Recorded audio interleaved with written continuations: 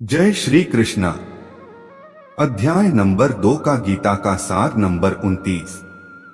कोई आत्मा को आश्चर्य से देखता है, कोई इसे आश्चर्य की तरह बताता है तथा कोई इसे आश्चर्य की तरह सुनता है, किंतु कोई कोई इसके विषय में सुनकर भी कुछ नहीं समझ पाते, चूंकि गीतोपनिषद उपनिषदों के सिद्धांत पर आधारित है। आथ कठोपनिषद में 1 फरवरी 2007 इस श्लोक का होना कोई आश्चर्यजनक नहीं है।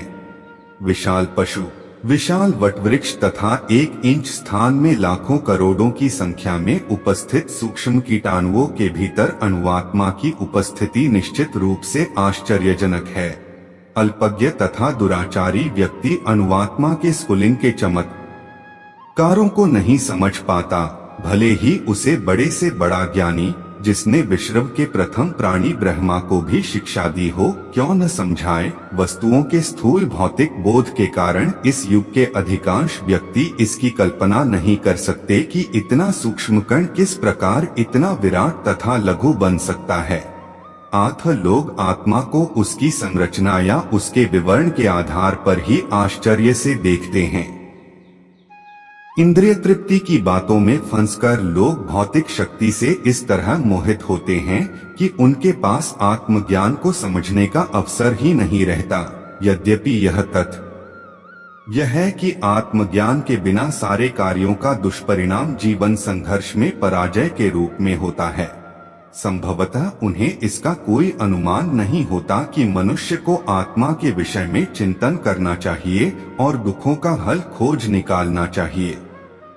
ऐसे थोड़े से लोग जो आत्मा के विषय में सुनने के इच्छुक हैं, अच्छी संगति पाकर भाषण सुनते हैं, किंतु कभी कभी अज्ञानवश वे परमात्मा तथा अणुआत्मा को एक समझ बैठते हैं। ऐसा व्यक्ति खोज पाना कठिन है जो परमात्मा, अणुआत्मा, उनके पृथक पृथक कार्यों तथा संबंधों एवं अन्य विस्तारों को सही ढंग से समझ सके। इससे अधिक कठिन है ऐसा व्यक्ति खोज पाना जिसने आत्मा के ज्ञान से पूरा पूरा लाभ उठाया हो और जो सभी पक्षों से आत्मा की स्थिति का सही निर्धारण कर सके। किंतु यदि कोई किसी तरह से आत्मा के विषय को समझ लेता है तो उसका जीवन सफल हो जाता है। इस आत्मज्ञान को समझने का सरलतम उपाय यह है कि अन्य मतों से विचलित हुए बिना परम प्रमाण भगवान कृष्ण द्वारा कथित भगवद गीता के उपदेशों को ग्रहण कर लिया जाए, किंतु इसके लिए भी इस जन्म में या पिछले जन्मों में प्रचुर तपस्या की आवश्यकता होती है, तभी कृष्ण को श्री भगवान के रूप में स्वीकार किया जा सकता है।